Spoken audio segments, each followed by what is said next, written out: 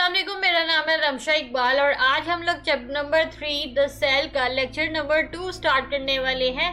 Last time हम लोगों ने सेल का बेसिक इंट्रोडक्शन डिस्कस किया था, सेल होता क्या है। इसके अलावा हम लोगों ने थोड़ी सी हिस्ट्री देखी थी, स्ट्रक्चर ऑफ सेल किस तरह से डिफरेंट साइंटिस्ट ने प्रपोज किया था। ठीक है, तो इसमें सबसे पहले आता है सेल वॉल। अब हमारे पास हमें पता है कि सेल के अंदर डिफरेंट ऑर्गेनेलीज प्रेजेंट होती हैं। ठीक है, तो सबसे पहले हम लोग बात करते हैं सेल वॉल की। ये कोई ऑर्गेनेली नहीं है बल्कि ये एक स्ट्रक्चर है सेल का। अब सेल के सबसे जो बाहर वाली लेयर होती है उसे सेल वॉल कहते हैं। ठीक है, कुछ ऑर्गेनिजम्स के अंदर, बल्कि बहुत ज़्यादा ऑर्गेनिजम्स के अंदर, मोस्ट ऑफ द ऑर्गेनिजम्स के अंदर जो है वो सेल वॉल प्रेजेंट होती है, यानी कि उनके सेल्स के इर्द गिर्द सेल वॉल होती है।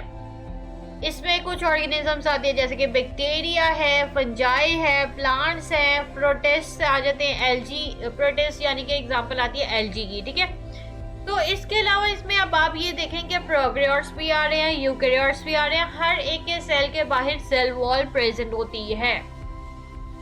लेकिन अगर हम एनिमल सेल्स की बात करें तो एनिमल सेल्स के बाहर सेल वॉल प्रेजेंट नहीं होती। ठीक है, तो अब हम बात करते हैं सेल वॉल होती क्या है। ये ऐसा रिजिड होता है, रिजिड यानी कि हार्ड स्ट्रक्चर होता है, नॉन लिविंग वॉल होती है, सेल के इर्द गिर्द प्रेजेंट होती है। और इसके अंदर वाली जो मेम्ब्रेन होती है वो सेल मेम्ब्रेन होती है। उसके सबसे आउटर जो लेयर होती है सेल की, उधर हमारे पास प्रेजेंट होती है सेल वॉल।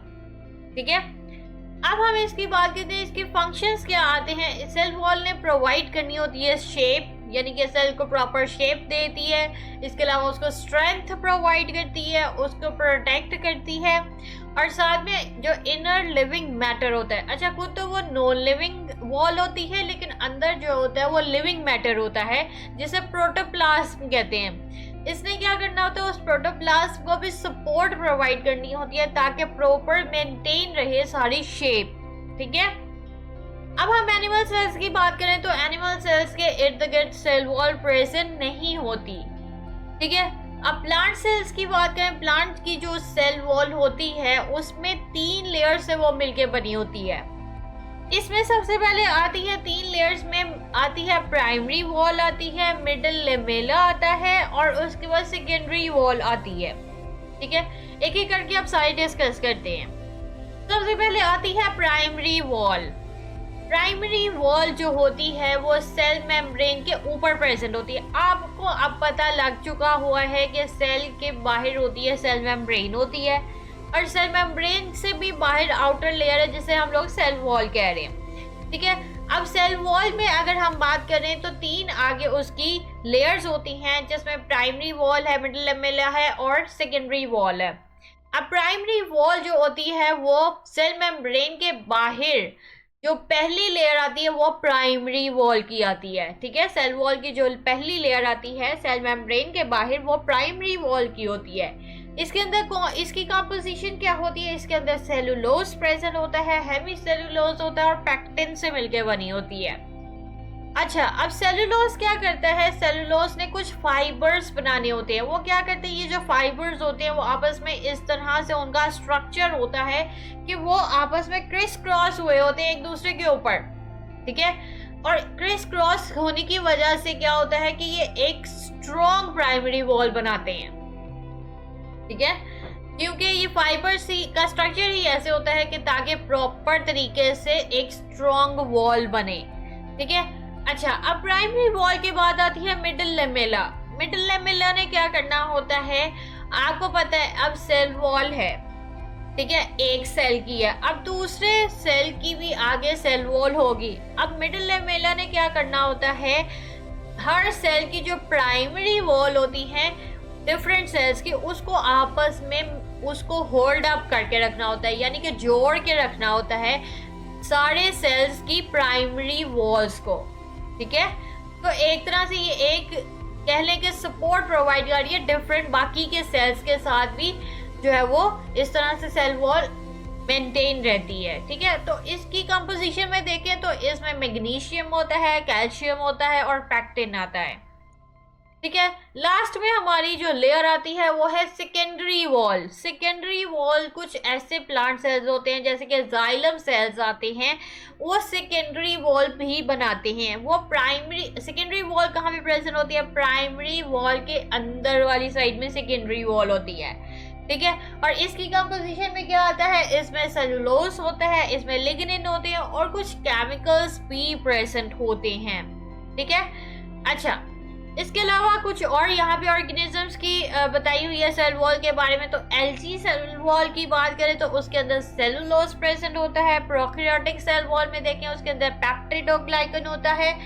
पेप्टिडोग्लाइकन का अगर हम लोग एक सिंगल मॉलिक्यूल लें ना तो उसके अंदर अमाइनो एसिड्स होते हैं और शुगर्स प्रेजेंट होती है। इस तरह से ये पेप्टिडोग्लाइकन से मिलकर बनी होती है प्रोकैरियोटिक सेल वॉल, ठीक है। और लास्ट में हमारे पास आती है फंगल सेल वॉल, जो कि आपको ऑलरेडी पता है। जब हम लोग 5 किंगडम क्लासिफिकेशन सिस्टम भी पढ़ रहे थे तो आपको मैंने बताया था कि फंगस की जो सेल वॉल होती है उसकी वो किससे बनी होती है? वो काइटिन से बनी होती है। ये सिर्फ फंगस के अंदर ये स्पेशलिटी है और किसी भी ऑर्गेनिज्म में नहीं होती, ठीक है। अब मैं आपको ये सारा जो स्ट्रक्चर हम लोगों ने प्लांट सेल वॉल का डिस्कस किया है ये मैं अब आपको बुक से पढ़ा देती हूँ। यहाँ से आज हम लोगों ने स्टार्ट किया है। सबसे पहले तो ये डायग्राम आप देखें, ये अंदर हमारे पास है सेल, ठीक है। अब ये जो बाहर वाली लेयर आती है ना, ये वाली, ये हमारे पास आती है प्राइमरी वॉल, ठीक है। ये जो सबसे बाहर वाली है और इसके आगे होती है सेल मेम्ब्रेन, ठीक है। अच्छा, सेल में, अच्छा ये बात भी आप याद रखें कि सेल मेम्ब्रेन जो होती है सेल के अंदर वाली साइड होती है और उसके बाहर वाली साइड पे आएगी प्राइमरी वॉल, ठीक है ना। अच्छा, उसके बाद यहाँ पे अब आप देखिए मिडल लेमेला क्या होता है कि ये दूसरे 2-3 सेल्स बताए हुए हैं। इसने क्या करना है? प्राइमरी वॉल्स को सारों को आपस में इंटरकनेक्ट किया हुआ है और होल्ड अप किया हुआ है। ये मिडल लेमेला का काम होता है, ठीक है। सेकेंडरी वॉल आते हैं जो कि प्राइमरी वॉल के अंदर प्रेजेंट होती है, ये हमारे पास होती है सेकेंडरी वॉल, ठीक है। अच्छा, इस टॉपिक से आपने पहली बात तो ये है, ये पूरा टॉपिक आपने याद करना है। ये लॉन्ग क्वेश्चन में भी आ सकता है, शॉर्ट में भी आएगा और एमसीक्यूज में भी आएगा।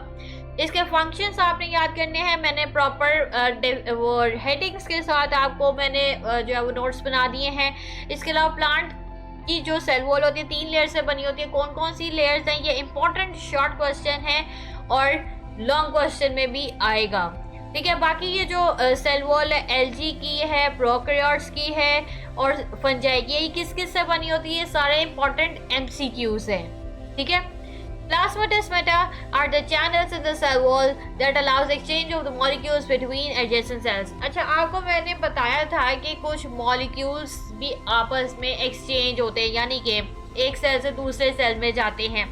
तो प्लाज्मोडेस्माटा इस तरह के चैनल्स होते हैं जिन्होंने मॉलिक्यूल्स को ट्रांसफर करना होता है एक सेल से दूसरे सेल के अंदर, ठीक है। तो ये हमारे पास है इंपॉर्टेंट एमसीक्यू, ठीक है। अब ये जो हम लोगों ने सारा आज टॉपिक देखा है, ये जब आप लॉन्ग क्वेश्चन के लिए प्रिपेयर करेंगे तो ऑटोमेटिकली आपका शॉर्ट के लिए प्रिपेयर हो जाएंगे और आपको एमसीक्यूज के लिए भी प्रिपेयर हो जाएंगे।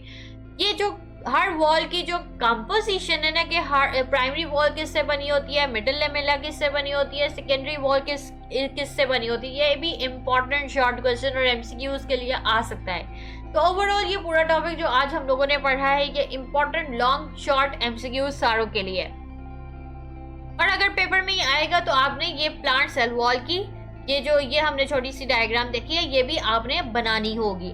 ये जो पूरा स्ट्रक्चर है प्लांट और एनिमल सेल का, ये मैं आपको लास्ट में पढ़ाऊंगी। ये अब जब ये हम टॉपिक पूरा कंप्लीट कर लेंगे फिर आपको ज़्यादा अच्छी तरीके से समझ आएगी हर एक का स्ट्रक्चर, इसलिए मैंने अभी आपको वो डायग्राम नहीं पढ़ाई, ठीक है। तो अगर आपको वीडियो पसंद आई है तो लाइक करें, शेयर करें, सब्सक्राइब करें। लिंक आपको नोट्स का डिस्क्रिप्शन में मिल जाएगा। साथ में एक और लिंक दिया हुआ है जो कि फुल बुक है, अगर आपने वहां से स्टडी करना है तो आप वहां से भी कर सकते हैं। अगर किसी चीज़ की समझ नहीं आई तो कमेंट्स में पूछें।